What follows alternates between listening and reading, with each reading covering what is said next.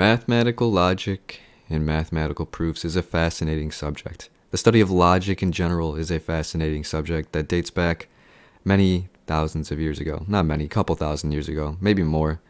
Potentially lost civilizations that were more advanced than we could ever have imagined.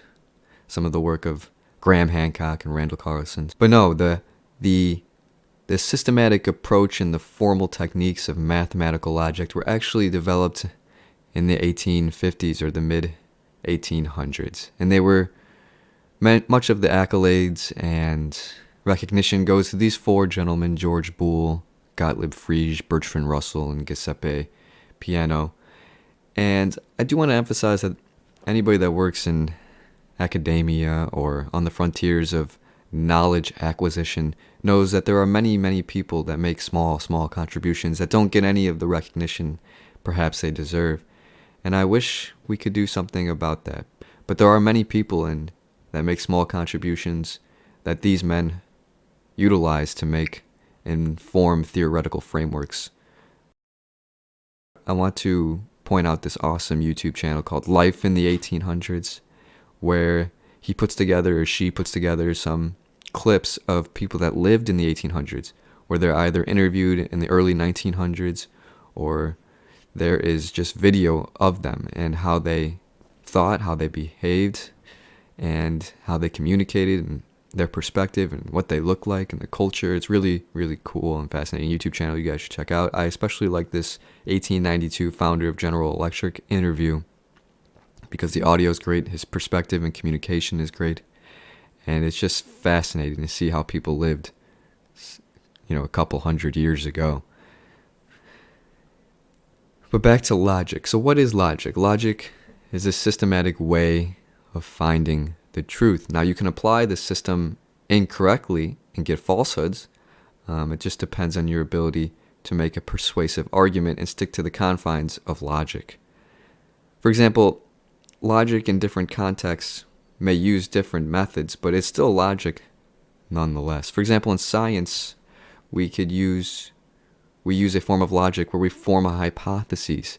We gather evidence, we perform experiments to get outcomes, and then if our peers, our colleagues that have equivalent levels of knowledge are able to replicate the results we obtained, then it becomes a scientific truth or theory or even a scientific law.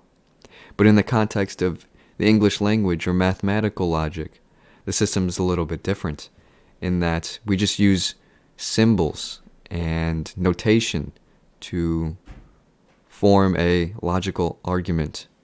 For example, you could have the proposition, if you understand what I'm saying in this video right now, you must have knowledge of the English language. That's a logical statement, but actually it's not always true, and would require more steps. It would require a quantifier perhaps, because maybe you are using a translated subtitles, or you're using translated closed captioning. In that sense, we can apply a different level of rigor, and there is no limit to the level of rigor you could use, and it depends on your audience. Some people in your audience may require additional level of rigor to be persuaded. In some circumstances, they may actually require less rigor to be persuaded. It just depends on who you're trying to persuade. But the logical system, if applied correctly, will always result in some sort of truth. And the real world is quite messy compared to the mathematical world. In the real world, we have a lot of randomness. People are emotional. You could have too much data that you're unable to decipher. You could have not enough data and support your claims. But you can bring the real world to the abstract world of math, and you can apply mathematical logic and proofwriting techniques to garner some sort of insight into the real world, and then you can bring it back and you can make a claim and persuade people and actually make useful outcomes and changes to the world. And that's what it's all about. So let's dive into some of the techniques, notation, as it relates to mathematical logic and proofwriting. So let's do that. Let's go. When you first start learning about mathematical logic, and proofwriting, you get a new perspective, at the very least, of mathematics, maybe even a deeper appreciation of how mathematics is useful and insightful. You can see how it has more components to it that allow for analysis of the real world, the analysis of the abstract world. And you can use it to make useful insights into the world. An analogy to use is when you're studying the mechanics of English. You learn about grammar and syntax, you learn about constructing sentences and how to be coherent. But all of those mechanical operations don't tell a story, and people want to learn how to tell a story or write a persuasive paper. In math, people don't just want to perform calculations all day. They want to solve puzzles. They want to write new ideas, new theorems, and bring insight to the world. That's where proofwriting and mathematical logic demonstrate the uniqueness and attractiveness of mathematics. And I believe it should be taught earlier in curricula or curriculum at schools. It should be intertwined with geometry and algebra and pre-calculus and even arithmetic.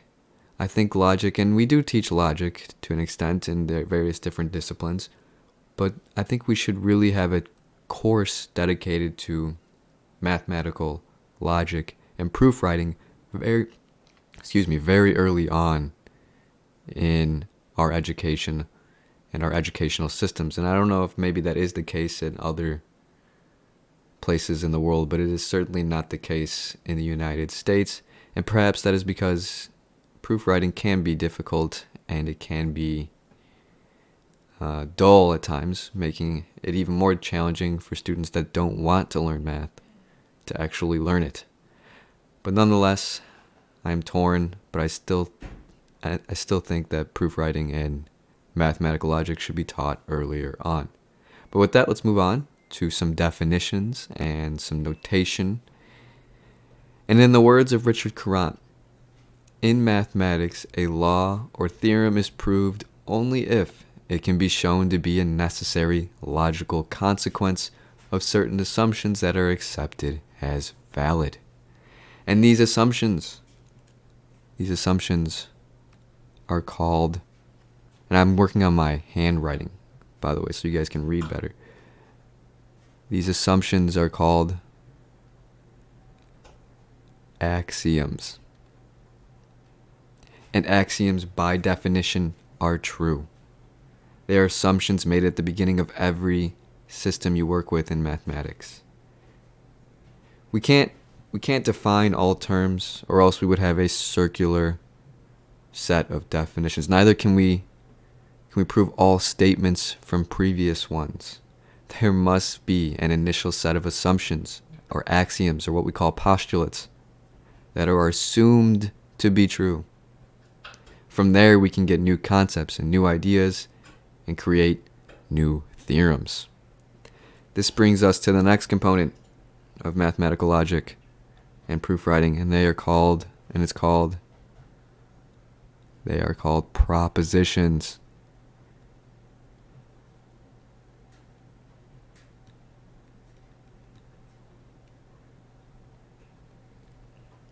Propositions are statements that are either true or false. They cannot be true and false.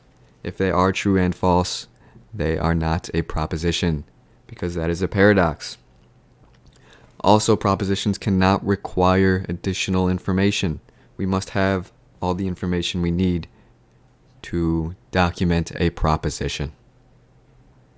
As you move along in mathematical proofwriting, you can encounter compound propositions that increase in complexity.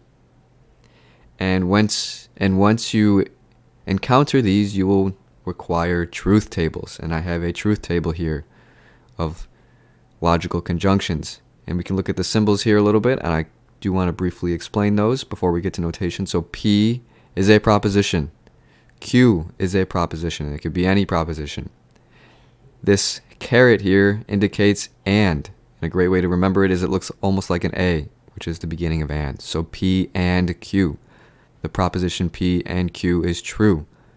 If the proposition P is true and the proposition Q is true, then P and Q is true. If P is true and the proposition Q is false, then P and Q is false. They both need to be true. That is why the remainder of these are false, because there is some false involved in the logical operations. So now we can move into proof writing and some of its notation. And it is notation you probably have not been exposed to if you are learning proof writing for the first time.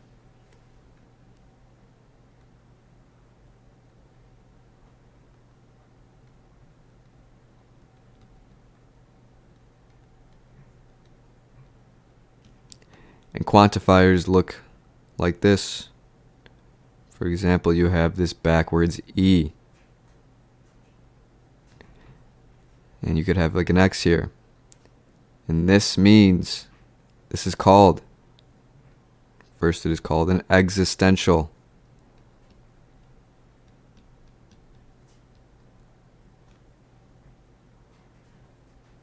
quantifier.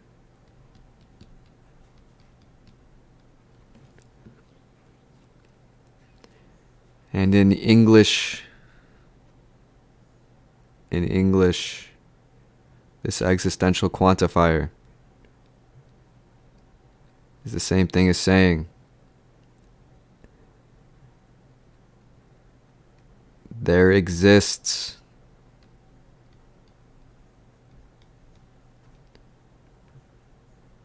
some X. There exists an X.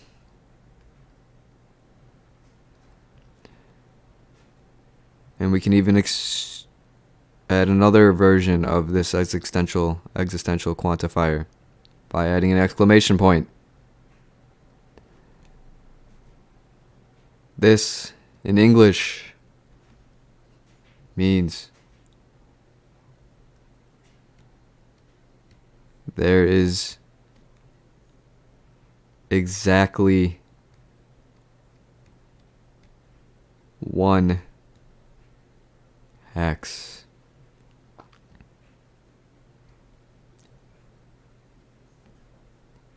The other symbol we have. The other symbol we have.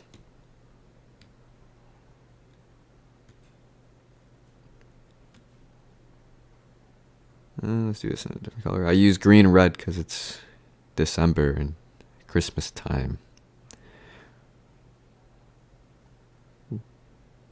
We have this symbol, which is called a universal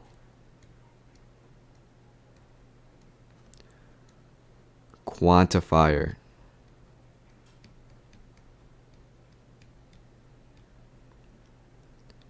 And what does this symbol mean? If we had an X here. In English, it means for all X. It is a universal quantifier. For all X, we have something. For a given X, we have something. For exactly one X, we have something. Oops. And these X's are just like you would use in algebra. Symbols to represent some object. And then I have two more symbols for us that are very simple, but are nonetheless important to know. Whoa.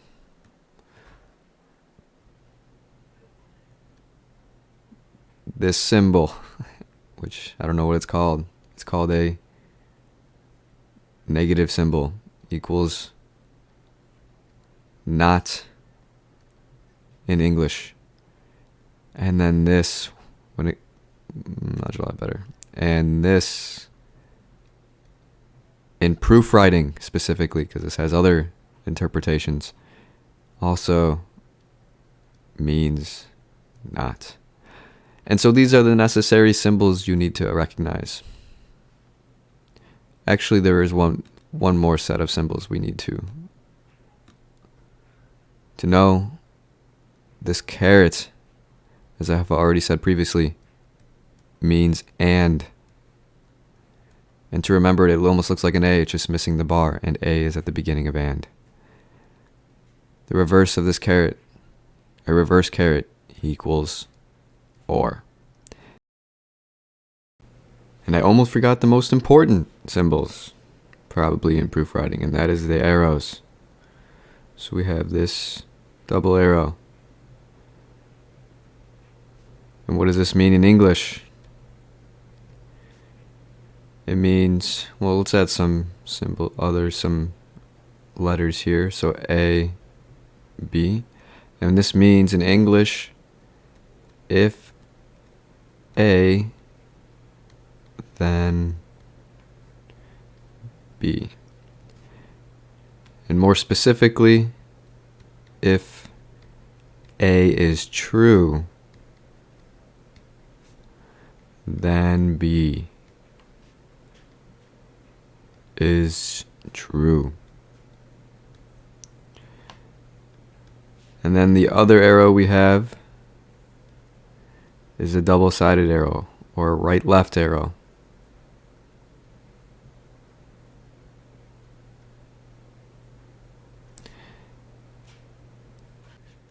In English, this means A, if, and only if, so the IFF means if and only if B. And more specifically, A is true if and only if B is true.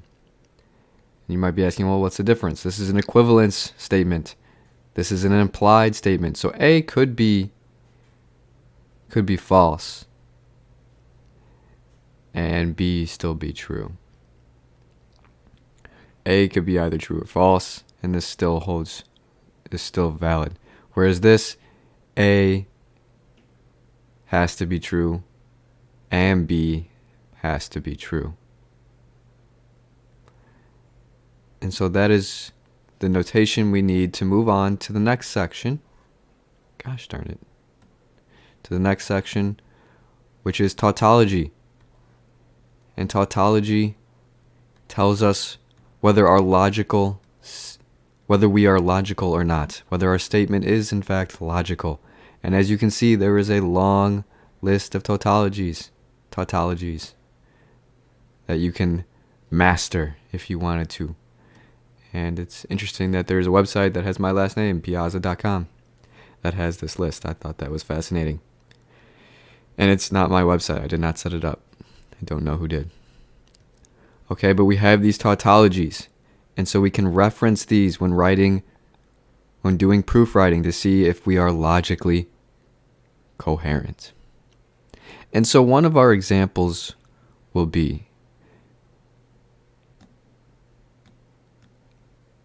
and by the way, the single arrow going in one direction is a conditional statement, and a biconditional statement will have the double-sided arrow. I think I forgot to mention that. Okay, so some people dislike taxes. So it's important to recognize that we have some here. It's important to remember that. And people and dislike taxes. So how might we represent this? Well, we have some people here, so not all people. So we'll use that existential quantifier instead of the universal quantifier. And if you remember, the existential quantifier was this backwards E. So, and we can let X represent people. So, for some people, E of X, and we can even explicitly say where X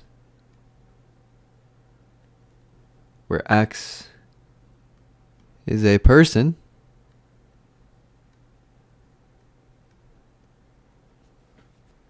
and for all Y, this is a lot like programming. We have to clearly articulate what our variables are. And it's just written in a different notation than, Python, for example. So for all Y, where Y is a tax,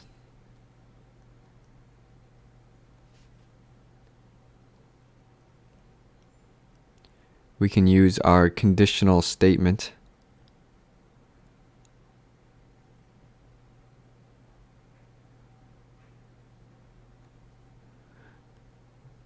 where Y is a tax and X, our person,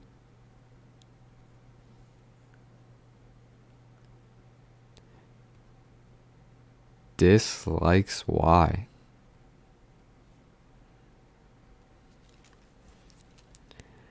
And there we have it. Here is an example of how you would represent this simple short sentence, some people dislike taxes, using mathematical logic and proof writing notation. Let's see if we can figure out which tautology this represents. So let's see. We have and then an imply. So I think it's this basis for simplification, maybe? Who dislikes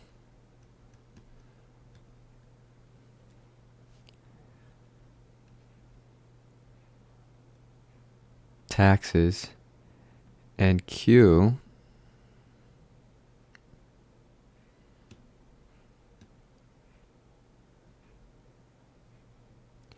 equals Y is any tax. And so if Y is true, if Q is true, where Y is a tax, any tax, and P is true, where X is a person who dislikes taxes, then that implies that P is true.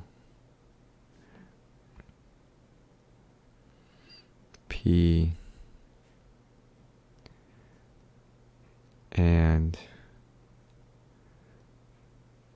Q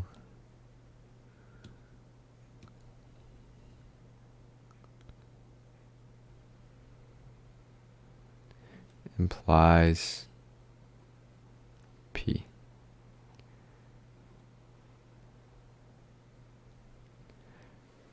And the last thing to do would be to show that this statement is in fact true using a mathematical proof. And that mathematical proof could be a direct proof, for example.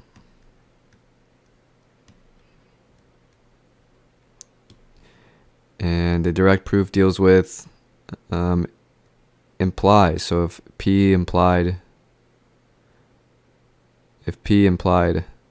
Q, we could utilize a direct proof.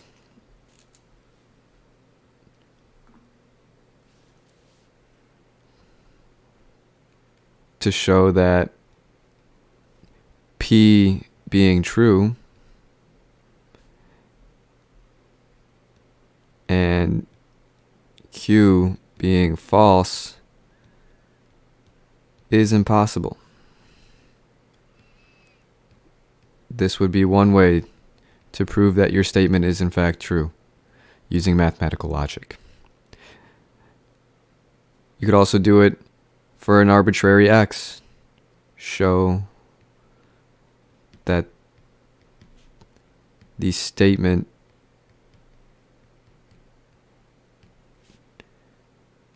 is true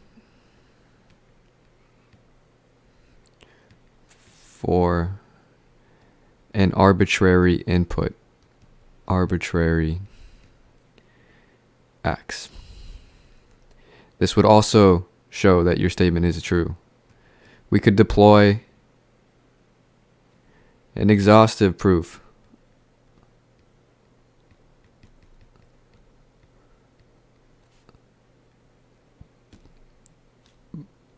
by showing every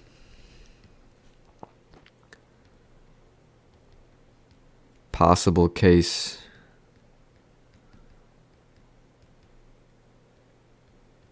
is true. But this is only realistic if there's a few cases.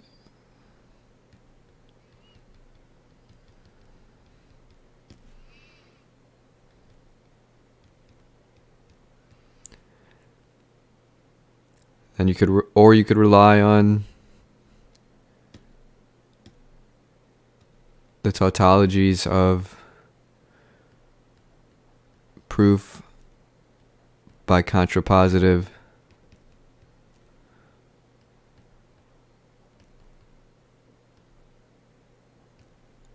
or contradiction.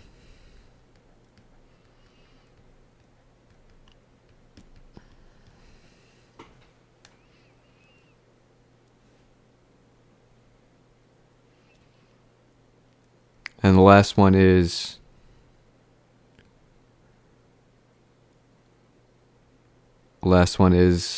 a constructive proof, which is similar to a direct proof, in that we are just showing